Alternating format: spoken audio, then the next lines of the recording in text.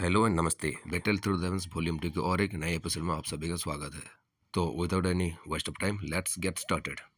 ये है episode number 49 and last episode में हमने देखा था जियान और वो मिस्टीरियस गर्ल सोजिंग, इन दोनों के बीच में कुछ बातचीत होती है और बाद में हमें पता चलता है कि सोजिंग बहुत ज़्यादा पावरफुल है और वो अपना पावर को यहाँ पे सप्रेस करके आई है।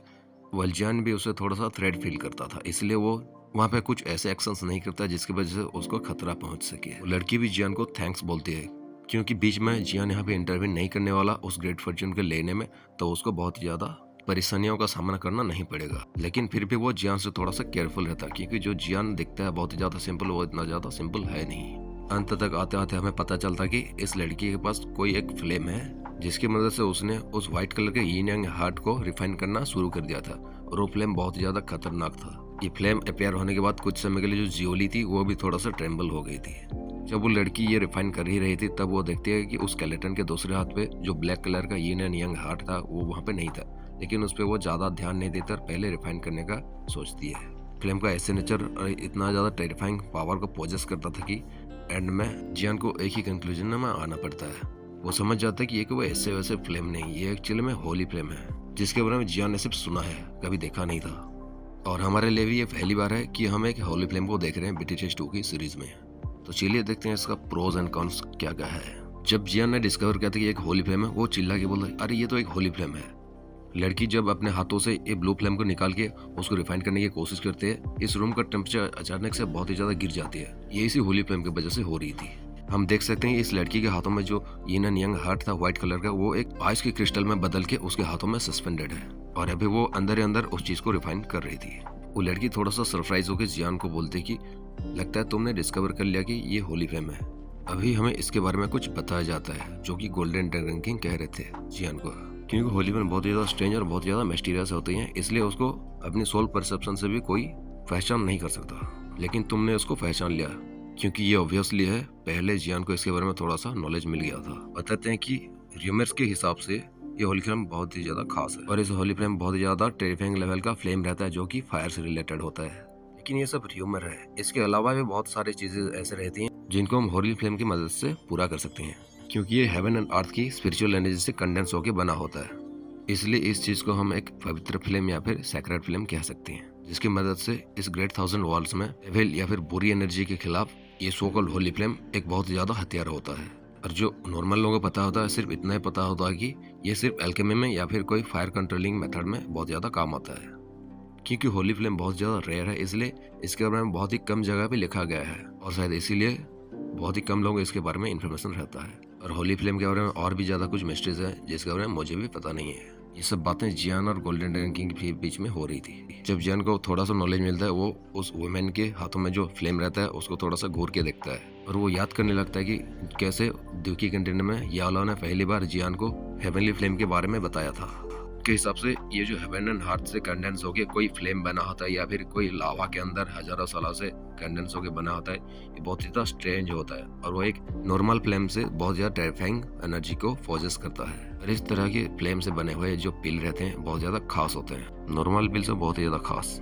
लेकिन इस तरह के फ्लेम को मिलना बहुत ज्यादा रेयर होता है और ये कभी कभी इस दुनिया में देखने को मिलती है और उसको कंट्रोल करना भी बहुत ही ज्यादा खतरनाक होता है। और दूसरी बात, इस चीज को पाने के लिए बहुत ज्यादा पावरफुल एक्सपर्ट भी आ जाते हैं, इसके लिए इसको स्नैच करना इतना ज्यादा आसान नहीं होता। और जब तुम इसको एक्वायर कर लेते हो सेम लेवल पे कोई भी बंदा अगर एल्केमी में तुम्हारे साथ खड़ा होगा तो वो कभी भी तुमसे जीत नहीं पाएगा।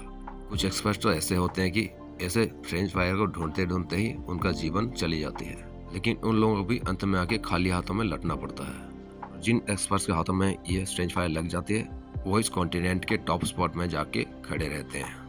जब ये बातें याद आता है जियान के कानों में ये बातें गूंजती रहती है और उसकी आंखों में पानी आ जाता है। तब वो उस लड़की के पास देख के बोलता है कि ये वाकई में एक होली फ्लेम है। तब गोल्डन ड्रैगन किंग बोलते हैं कि तुम ज्यादा इंजस मत हो, ये सिर्फ एक फ्लेम है जो कि 36 होली फ्लेम्स में से आता है और मुझे लगता है ये 23rd फ्लेम है, green and cold Holi flame. Rumour के हिसाब से ये 10,000 सालों तक एक बहुत ज्यादा टेरिफाइंग कोल्ड प्लेस में रहा था। इसकी वजह से इस फ्लेम के अंदर की कोल्डनेस बहुत ज्यादा टेरिफाइंग लेवल का छुपा हुआ है। मैंने सुना है कि इतना ज्यादा टेरिफाइंग कोल्ड और अगर अपने पास रखने की वजह से कोई एक्सपेक्ट अगर इस फ्लेम के सामने आ जाता है तो उसको 10 मिनट भी यहाँ पे एंडर करना बहुत ज्यादा मुश्किल हो जाता है। और हो भी क्यों ना, एक ऐसी फ्लेम जो कि 10,000 सालों तक एक कोल्ड टेरिफाइंग कोल्ड प्लेस में रहा था, इसकी वजह से इस फ्लेम में चेंज आ गई है। और उसके बावजूद भी ये एक फायर को भी रखता है अपने अंदर, यानी ये दो तरीके से काम करता है, एक आइस और एक फायर। इसलिए ये फ्लेम बहुत ज्यादा खतरनाक, बहुत ज्यादा खास है। कोई भी एक्सपर्ट अगर बिना सोचे समझे इसके चपेट में आ जाता है तो कुछ ही मिनटों में उसका पूरी तरह से आइस में बदल जाना तय है। और इसके बावजूद उसका जो द्विकी रहेगा वो भी आइस में परिवर्तित हो जाएगा। और अगर कंपेयर करें तुम्हारी हेवनली फ्लेम उस होली फ्लेम में, तो तुम्हारा फ्लेम थोड़ा सा कमजोर होगा और उस होली फ्लेम को पाने में तुम्हें ज्यादा मुश्किल का सामना करना पड़ सकता है जितना कि तुमने हेवनली फ्लेम को पाने में किया था। और इस लड़की के अपीयरेंस से हमें लगता है कि ये जो लड़की है इस फ्लेम उसका कोई इनहेरिटेंस होगा, उसका कोई फैमिली का इनहेरिटेंस होगा, इसलिए उसको मिल चुकी है।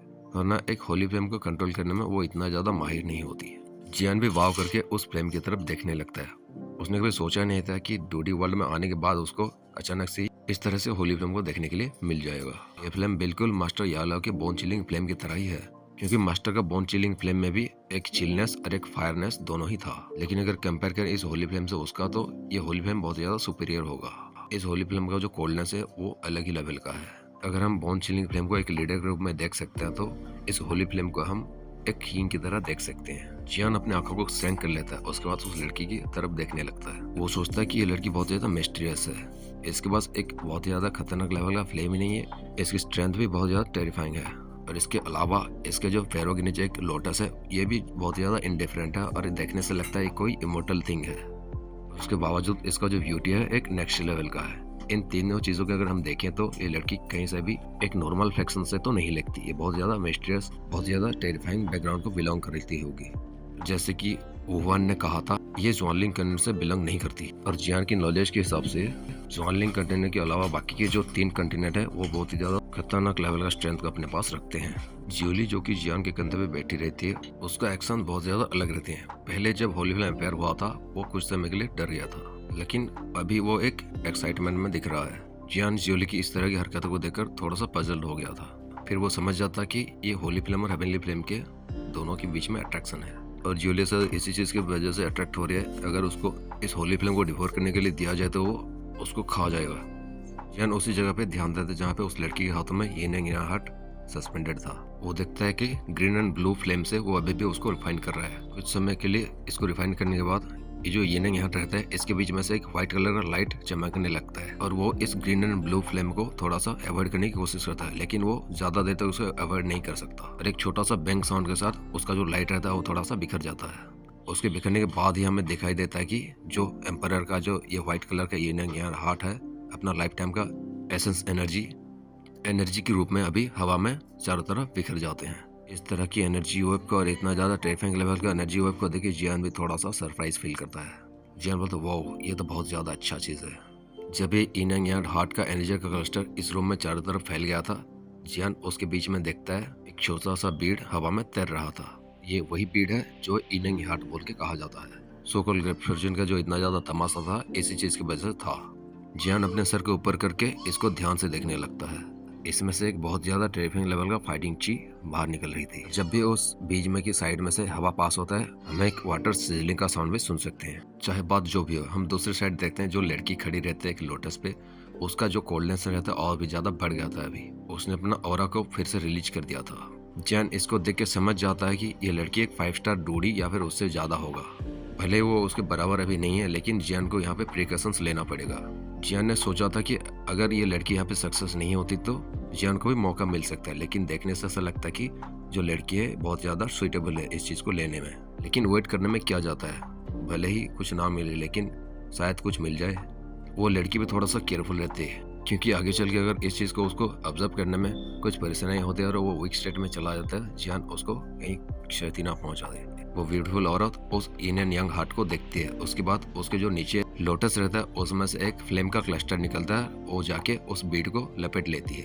जब उस लड़की की फ्लेम ने उस यिन एंड यांग हार्ट को जाके सराउंड किया था, हम ची साउंड सुन सकते हैं और ये जाके उसको फिर से रिफाइन करने लगा था। जब वो रिफाइन होने लगा था उसका जो व्हाइट कलर का व्हाइटनेस रहता है यिन यांग हार्ट का, वो भी थोड़ा थोड़ा सा डिम पड़ने लगा था और धीरे धीरे वो वहाँ पे एक लिक्विड फॉर्म में आने लगता है। जियान इन चीजों को देख के सरप्राइज फील तो करता था, लेकिन जो सूजिंग रहते वो इतना ज्यादा सरप्राइज नहीं थी। ये उसके लिए नॉर्मल सी चीज था। सूजिंग अपने हाथों को उठाती है और उसके बाद जो लोटस रहता है ग्रीन कलर, उसमें से ब्लू कलर का फिल्म और भी ज्यादा डेंस अमाउंट में जाने लगता है और वो कंटिन्यूसली वो इन एंड हार्ट को रिफाइन करने लगता है। जितना ज्यादा फ्लेम वहां पे जाके उसको रिफाइन करता है और भी ज्यादा इंटेंस तरीके से वो रिफाइन होने लगता है और वो एक लिक्विड फॉर्म में आने लगता है। देखते देखते वो एक व्हाइट लाइट में से एक व्हाइट कलर का लिक्विड में परिवर्तित हो जाता है और वो हवा में फ्लो करने लगता है और उसमें से हम एक बहुत ज्यादा टेरिफाइंग लेवल का एनर्जी को फ्लक्चुएट होते हुए देख सकते हैं। ये एनर्जी का फ्लक्चुएशन इतना ज्यादा टेरिफाइंग लेवल का था, उसके वजह से जियान को बहुत ज्यादा सप्रेशन फील होने लगता है। उसका बॉडी के अंदर जो दुखी था वो भी काम करना बंद कर चुका था। जियान ध्यान से उस लड़की के हाथों में देखता है जहाँ पे ये नहीं हार्ट का लिक्विड फॉर्म उसके हाथों में तैर रहा था और दूसरी तरफ जियान देखता है उस स्केलेटन के दूसरे हाथ में एक ब्लैक कलर का ये नहीं हार्ट तैर रहा है अभी भी। जियान के माइंड में एक बोल्ड डिसीजन चलने लगता है। अब यहाँ से ये पार्ट बहुत ज्यादा खास होने वाले है। जो ब्लैक कलर का बीड कुछ समय पहले डिस्पेयर हो गया था वो फिर से अपेयर हो गया है और आगे कुछ फनी सीन्स भी और कुछ फाइट सीन भी है उस लड़की और जियान के बीच में। वैसे तो जियान उसकी मैच का नहीं है, लेकिन फिर भी जैसे तैसे करके जियान इस मामले में फंसी जाएगा। और ये जो इन एंड यांग हार्ट की एनर्जी है ये एक दूसरे की तरफ अट्रैक्ट करते हैं, just like masculine and feminine energy. तो नेक्स्ट एपिसोड में बहुत ज्यादा मजा आने वाला है, इसलिए मिलते हैं और एक इंटरेस्टिंग एपिसोड के साथ। तब तक बने रहिए एंड सी यू अगेन। और उन लोगों के लिए एक मैसेज है जो लोग मेरे वीडियो के लिए वेट करते हैं, चाहे वो 100 लोग हो या फिर 500 लोग हो।